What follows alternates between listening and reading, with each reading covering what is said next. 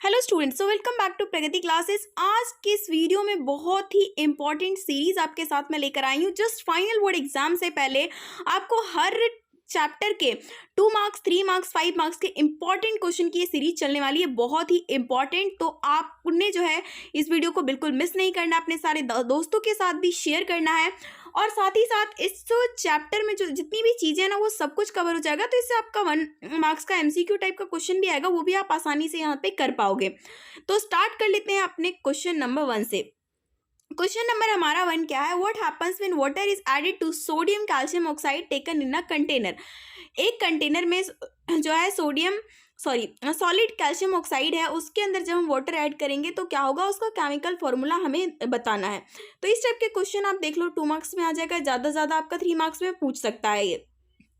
तो अभी देखिए, कैल्शियम ऑक्साइड को जब आपने वाटर में ऐड करोगे तो इससे बनेगा क्या, कैल्शियम हाइड्रोक्साइड बनेगा। पूरा केमिकल रिएक्शन यहाँ पर लिखा हुआ है, केमिकल इक्वेशंस जो है लिखे हुए हैं अब तक। तो होपफुली अब आप बोर्ड एग्जाम के काफ़ी करीब आ चुके हैं, तो इन सारी चीज़ों को एक्सप्लेन करने की ज़रूरत नहीं होगी। तो यहाँ पर बात आई है कि अब ये जो केमिकल रिएक्शन हुआ उसमें मतलब कौन कौन सी चीज बातें निकल कर आई, क्योंकि अगर 2 मार्क्स का या 3 मार्क्स का क्वेश्चन आया तो आप सिंपली जो है केमिकल फॉर्मूला लिखकर नहीं छोड़ सकते, ठीक है ना। आपको और सारी चीज़ें भी लिखनी पड़ेगी कि यहाँ पर जो रिएक्शन हुआ वाटर और कैल्शियम ऑक्साइड के साथ, वो एक किस टाइप का रिएक्शन हुआ, एक एक्सोथर्मिक रिएक्शन हुआ। क्योंकि जैसे ही आप कैल्शियम ऑक्साइड में वाटर डालते हैं ना, तो वो कैल्शियम हाइड्रोक्साइड तो बनता है, साथ में बहुत ही अमाउंट में हीट जो है वो रिलीज करता है। तो हीट रिलीज करा मीन्स एक्सोथर्मिक रिएक्शन यहाँ पर हमें देखने को मिला। इसके अलावा heat is release during an exothermic reaction, rise in temperature is observe. अब तो अभी जब एक्सोथर्मिक रिएक्शन के टाइम पे हीट रिलीज हुआ है तो डेफिनेटली आपको जो है टेम्परेचर जो है बढ़ा हुआ फील होगा। इवन इतना गर्म होता है कि आप उसमें अपने हाथ को भी नहीं डाल सकते हैं। नेक्स्ट क्वेश्चन है, व्हाट इज कोरोजन। कोरोजन क्या होता है, इसका एडवांटेज क्या है और डिसएडवांटेज क्या है, ठीक है ना। अभी तक हमने जो है अपने बुक में पढ़ा तो यही पता चल रहा था कि कोरोजन अच्छी बात नहीं है, डिसएडवांटेज है। लेकिन आजकल के न्यू पैटर्न के हिसाब से आपसे एडवांटेजेस भी पूछा जा सकता है, जिसके लिए भी आपको तैयार रहना है। Corrosion is a process of deterioration of metals as the result of its reaction with air or water due to some chemical reaction on its surface। Corrosion एक इस तरीके का प्रोसेस है जिसमें मेटल्स का जो है डिटोरेशन होता है, मतलब वो खराब होता रहता है। क्यों? क्योंकि जो है वो पर्टिकुलर मेटल एयर से या फिर वाटर से रिएक्शन कर लेता है। क्यों? क्योंकि कुछ केमिकल रिएक्शन जो है उसके सरफेस पे होते रहते हैं। तो ये तो हो गया कोरोजन क्या है, ठीक है ना, उसका आंसर हमने यहाँ पर दे दिया। अब इससे पूछा एडवांटेजेस भी डिसएडवांटेज। एडवांटेजेस का 1 मार्क्स, डिसएडवांटेज का भी 1 मार्क्स हो सकता है। अगर 4 मार्क्स में पूछा है तो डिसएडवांटेज में ज़्यादा पॉइंट लिख देंगे हम। अब ये देखिए, एडवांटेजेस इसका क्या है, a layer of protection. A layer of oxide is formed in surface corrosion which protects the inner metal from corrosion. अब देखिए, कुछ मेटल्स के साथ, सभी मेटल के साथ नहीं, कुछ मेटल के साथ ऐसा होता है ना कि वो पर्टिकुलर जो एक ऑक्साइड का फॉर्म बना लेता है अपने सरफेस पे, जिसकी वजह से ये होता है कि जो इनर अंदर का मेटल है वो कोरोजन से प्रोटेक्ट हो जाता है। और ऐसे कुछ मेटल आपके हैं जो है आपका zinc, which are used as sacrificial और anodes to prevent corrosion to other metal, ठीक है ना। तो उसका हम यूज करते हैं। तो यहाँ पर एक जो है एडवांटेजेस आपको जरूर याद रखना है। डिसएडवांटेज तो बहुत सारे हैं, आपको जो मन करे वो आप लिख सकते हैं। लाइक हमारा सरफेस का जो मेटल होता है उसका लॉस हो जाता है। Change in the physical appearance of metal object. Metal object का जो अपीयरेंस है उसका दिखना वो चेंज हो जाता है, भद्दा सा लगने लगता है। इसके अलावा केमिकल प्रॉपर्टीज, मेटल की केमिकल प्रॉपर्टीज भी चेंज हो जाती है। और लाइफ स्पैन जो होता है जो भी उस पर्टिकुलर मेटेलिक ऑब्जेक्ट का, वो भी कम हो जाता है। तो ये सारे जो डिसएडवांटेजेस हैं, आप 2 भी लिखोगे तो सफिशिएंट है। अभी नेक्स्ट क्वेश्चन है, व्हाट इज डेंसिटी। डेंसिटी क्या है और इस प्रॉब्लम को हम किस तरीके से रिड्यूस कर सकते हैं। आप सभी को पता है, बहुत ही फेवरेट क्वेश्चन है सीबीएसई का। तो oxidation of oil and fats in food resulting in a bad smell. किसी भी ऑयल या फैट टाइप के जो फूड होते हैं, फूड प्रोडक्ट होते हैं, उसका ऑक्सीडेशन जब हो जाता है तो उसमें एक बुरा सा स्मेल आने लगता है, उसका टेस्ट भी खराब हो जाता है, उसी को हम क्या बोलते हैं, रेंसिडिटी बोलते हैं। Example, potato chips when kept in the air. Potato chips को आपने खोला और थोड़ी देर आप उसको हवा में छोड़ दो, जिसकी वजह से होगा क्या, थोड़ी देर बाद उसमें से आपको स्मेल भी खराब से आने लगेगा और टेस्ट भी खराब हो जाएगा। तो ये एग्जाम्पल के साथ हमने बता दिया। अब बात करते हैं कि रेंसिडिटी को किस तरीके से प्रिवेंट किया जा सकता है, कैसे उसको रोका जा सकता है। अब उसमें क्या है, एडिंग एंटीऑक्सीडेंट। फूड के मतलब जो भी पर्टिकुलर फूड है उसमें एंटीऑक्सीडेंट को जोड़ दिया जाए। अब जितनी भी कंपनियां बना रही है, बिस्किट बना रही है, चिप्स बना रही है, उन लोग क्या कर रहे हैं, एंटीऑक्सीडेंट तो यूज़ कर रहे हैं। इसके अलावा दूसरा क्या हो सकता है, हम अपने घर में जब आ चुका है तो हम अपने भाई आम आदमी हैं तो हम हर जगह एंटीऑक्सीडेंट तो लेके नहीं घूम सकते ना, जिस वजह से क्या होगा, हम उस फूड को पर्टिकुलर एयर टाइट कंटेनर्स में रख सकते हैं जिससे कि जो एसिडिटी का जो प्रोसेस है उसको स्लो किया जा सके। इसके अलावा कुछ ऐसे फैट टाइप प्रोडक्ट हैं, पनीर हो गया, मक्खन हो गया, ठीक है ना, तो इन सब चीज़ों को हम क्या कर सकते हैं, रेफ्रिजरेट कर सकते हैं ताकि जो एसिडिटी की प्रोसेस है उसको कम किया जा सके। और कंटेनर को जो है रिप्लेस कर सकते हैं ऑक्सीजन की जगह नाइट्रोजन गैस है जो कि कंपनियां करती हैं, हम आम आदमी लोग क्यों ही करेंगे। Next question, what is meant by endothermic and exothermic reaction. Endothermic और एक्सोथर्मिक रिएक्शन के से क्या मतलब है, और आपको जो है दोनों का एग्जाम्पल देकर बताना है। A chemical reaction in which a large amount of heat or energy is produced along with the products is called exothermic reaction। एक ऐसा रिएक्शन जबकि जो भी प्रोडक्ट बनता है, जब दो चीज़ें मतलब हम दो या दो से ज़्यादा चीज़ें जब रिएक्टेंट होती हैं उसके बाद वो प्रोडक्ट बनता है, तो प्रोडक्ट बनने के साथ साथ अगर लार्ज अमाउंट में हीट या एनर्जी रिलीज हो रहा है तो उस टाइप के रिएक्शन को क्या बोलेंगे, एक्सोथर्मिक रिएक्शन बोलेंगे। एग्जाम्पल आपका हमने इससे पहले ही करा कि कैल्शियम ऑक्साइड जो वाटर के साथ रिएक्शन करता है तो क्या देता है, कैल्शियम हाइड्रोक्साइड देता है और प्लस में लार्ज अमाउंट ऑफ हीट जो है रिलीज करता है, जिस वजह से ये आपका एग्जांपल क्या हो गया, एक्सोथर्मिक रिएक्शन का। अब एंडोथर्मिक जस्ट उसका अपोजिट है।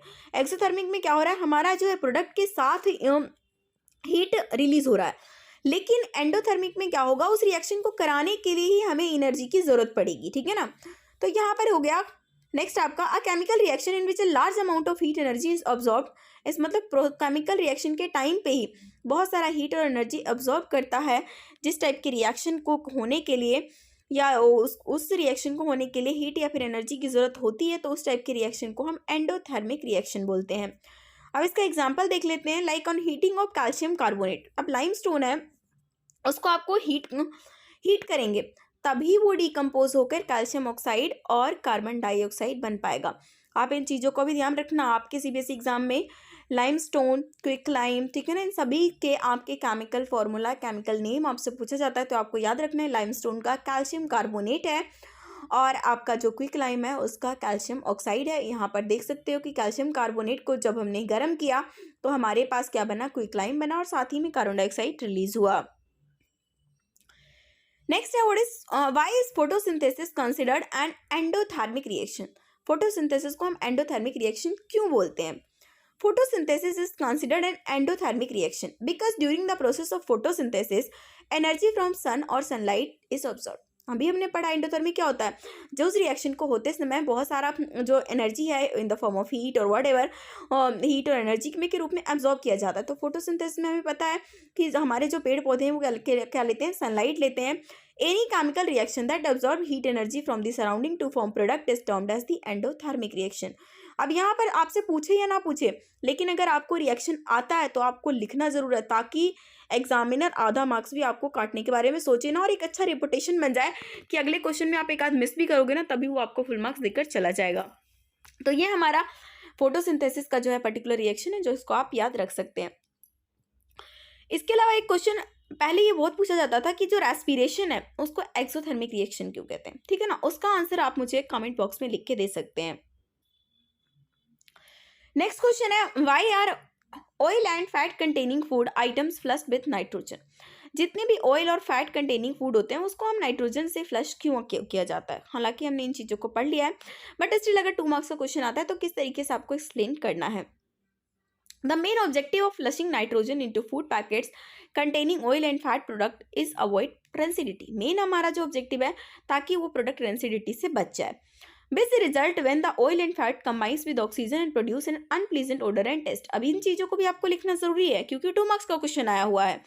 Nitrogen is an inert gases. हम नाइट्रोजन के बारे में बताएंगे क्यों हम नाइट्रोजन ही उसमें डाल रहे हैं, क्यों, क्योंकि नाइट्रोजन हमारा इनर्ट गैस है जो कि ईजिली किसी भी चीज़ से रिएक्ट नहीं करता है, जिस वजह से हम क्या करते हैं, जितने भी आपके चिप्स है मतलब ऑयल और फैट वाले जो प्रोडक्ट हैं उसमें हम नाइट्रोजन को फ्लश करते हैं, जिसकी वजह से ताकि वो रेंसिडिटी से हम बचा सकें। अभी नेक्स्ट क्वेश्चन है हमारा, what is electrolytic decomposition. An electrolytic decomposition reaction is a type of decomposition reaction in which the activation energy for decomposition is provided in the form of electrical energy। जिसके अंदर जो है हम activation decomposition कराने के लिए हम उसको क्या देंगे, एक इलेक्ट्रिकल एनर्जी देंगे इन द फॉर्म ऑफ। तो आपका जो एग्जांपल है इलेक्ट्रोलाइटिक डिकम्पोजिशन रिएक्शन का, वो आपका बेस्ट एग्जांपल है इलेक्ट्रोलाइसिस ऑफ वाटर, जिसमें हम वाटर को अगर इलेक्ट्रोलाइसिस कराएंगे तो हाइड्रोजन और ऑक्सीजन जो है दोनों को वो अलग अलग कर देगा, which can be represented by given chemical equation.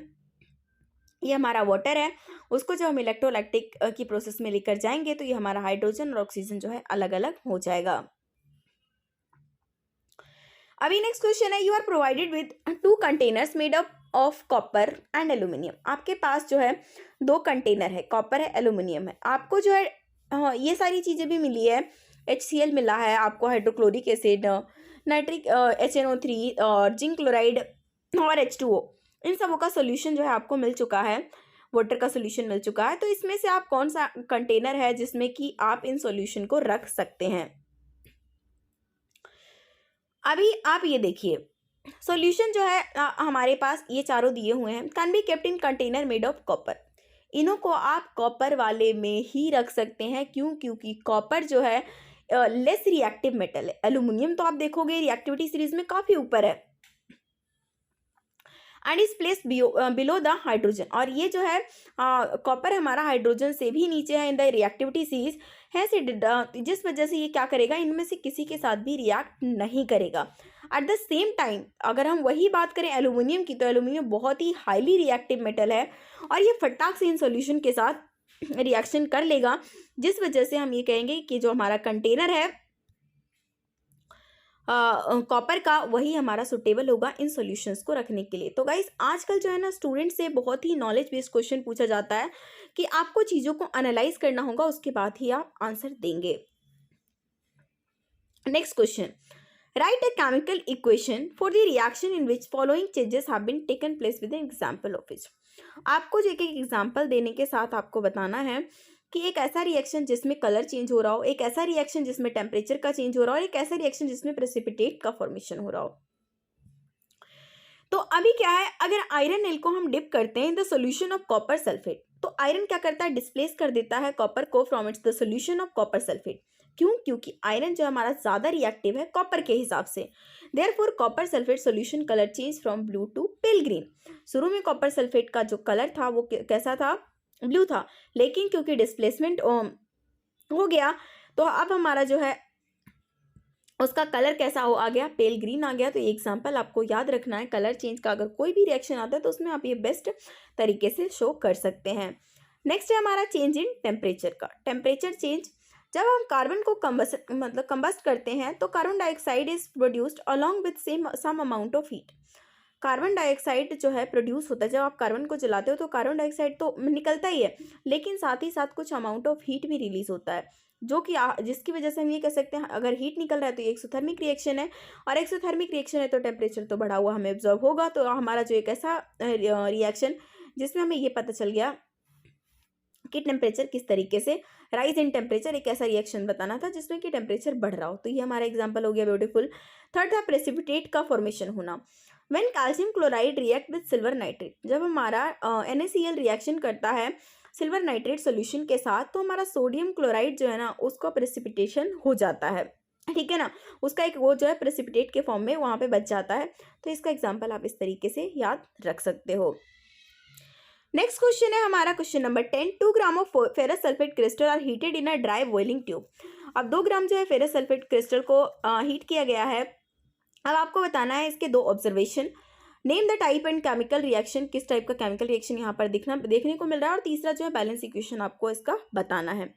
अभी यहाँ पर देखिए फेरस सल्फेट का जो क्रिस्टल है उसके अंदर उसका फॉर्मूला भी आप यहाँ से याद रखिए जरूर। Ferrous sulphate 7H2O loose water when heated, जब उसको गर्म करते हैं तो वाटर, ये जो हमारा वाटर के जो मॉलिक्यूल्स हैं वो क्या होगा, वो जब हीट किया जाएगा and the colour of crystal change, तो उसका क्रिस्टल का कलर भी चेंज हो जाएगा।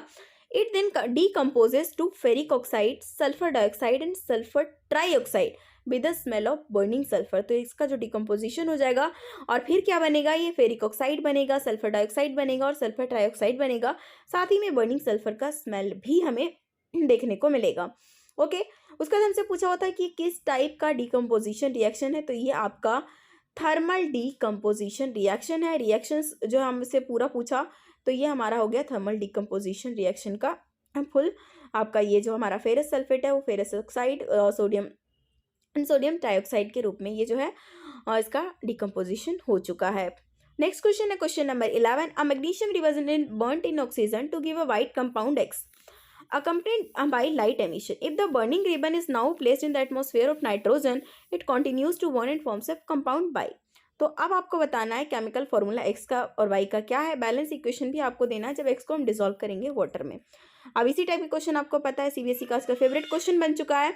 तो यहाँ पर जो X है वो आपका क्या है, मैग्नीशियम ऑक्साइड है। क्यों, हमसे पूछा वाइट कंपाउंड बनाए जो मैग्नीशियम ऑक्सीजन के साथ रिएक्शन करके मैग्नीशियम ऑक्साइड बनाए, और Y जो है हमारा मैग्नीशियम नाइट्राइट है। जब वो जो है उसको हम नाइट्रोजन के एटमॉस्फेयर में रखेंगे तो जो है वो एक कंपाउंड बनेगा, दैट इज मैग्नीशियम नाइट्राइट। तो भाई हमारा क्या हो गया, मैग्नीशियम नाइट्राइट हो गया। अभी हमसे क्वेश्चन पूछा बैलेंस केमिकल इक्वेशन दो जब हम X को, मतलब कि मैग्नीशियम ऑक्साइड को जब हम डिसॉल्व करेंगे वाटर के साथ तो क्या होगा। तो जो आपका है केमिकल जो फॉर्मूला है वो आपका X का केमिकल फॉर्मूला भी, अच्छा केमिकल फॉर्मूला भी हमसे पूछा हुआ है फर्स्ट पार्ट में। तो केमिकल फॉर्मूला मैग्नीशियम ऑक्साइड का MgO हो गया और ये हमारा मैग्नीशियम नाइट्राइड का Mg3N2 हो गया। अब उसके बाद जब हम इसका मैग्नीशियम ऑक्साइड का वाटर में डिसॉल्व करेंगे तो इससे मैग्नीशियम हाइड्रोक्साइड बन के निकलेगा। और ये हमारा आज का लास्ट क्वेश्चन, बहुत ही इंपॉर्टेंट क्वेश्चन, क्या डबल डिस्प्लेसमेंट रिएक्शन को हम रेडॉक्स रिएक्शन भी बोलते हैं? आपको एग्जाम्पल के साथ बताना है। यहाँ पर एग्जामिनर सबसे ज़्यादा कंफ्यूज करता है क्योंकि डबल डिस्प्लेसमेंट रिएक्शन तो रेडॉक्स रिएक्शन होता ही नहीं है। वो तो सिंपल डिस्प्लेसमेंट रिएक्शन हो सकता है रेडॉक्स रिएक्शन, लेकिन डबल डिस्प्लेसमेंट कभी भी आपका रेडॉक्स रिएक्शन नहीं हो सकता। और देखिए कैसे कंफ्यूज किया गया, इस कंफ्यूजन से ऐसा लगेगा कि जैसे होता ही है। तो आपको सारी चीज़ें बहुत ही ध्यान से पढ़ने की जरूरत है। ऑक्सीडेशन क्या होता है? Oxidation is the loss of electron while reduction is the gain of electron. Oxidation reduction reaction जहाँ पर दोनों चीज़ें होगा वहाँ पर रेडॉक्स रिएक्शन हो जाएगा। तो रेडॉक्स रिएक्शन आपका वो रिएक्शन है जिसमें एक रिएक्टेंट ऑक्सीडाइज होगा जबकि दूसरा रिड्यूस होगा। But in the case of double displacement reaction none of the reactant undergo their oxidation और रिडक्शन। कोई भी जो है हमारा रिएक्टेंट ना तो ऑक्सीडेशन करता है ना ही रिडक्शन करता है, rather there occurs only an exchange of ion. सिर्फ और सिर्फ वो अपने आयन्स एक्सचेंज करते हैं between the two reactant. So double displacement reaction are not redox reaction. Okay, इस तरीके से आपको लिखना है। और यहीं पर हमारे टोटल जो है 12 क्वेश्चन कंप्लीट होते हैं। होपफुली आपको वीडियो पसंद आएगा। वीडियो को लाइक करिए, अपने दोस्तों के साथ जरूर शेयर कीजिए और चैनल पर नए जुड़े तो सब्सक्राइब करके बेल आइकन भी क्लिक कर लीजिए ताकि नई वीडियो की नोटिफिकेशन आपको तुरंत मिल सके, क्योंकि आने वाले टाइम में हम अपने बोर्ड एग्जाम के लिए एक से एक क्वेश्चन जो है लेकर आते रहेंगे। एग्जाम से जस्ट पहले एक आध दिन पहले भी आपको जो है बूस्टर सीरीज आपको ज़रूर मिलने वाला है। ओके, तो वीडियो को लाइक ज़रूर करिए, सब्सक्राइब भी करके रखिए।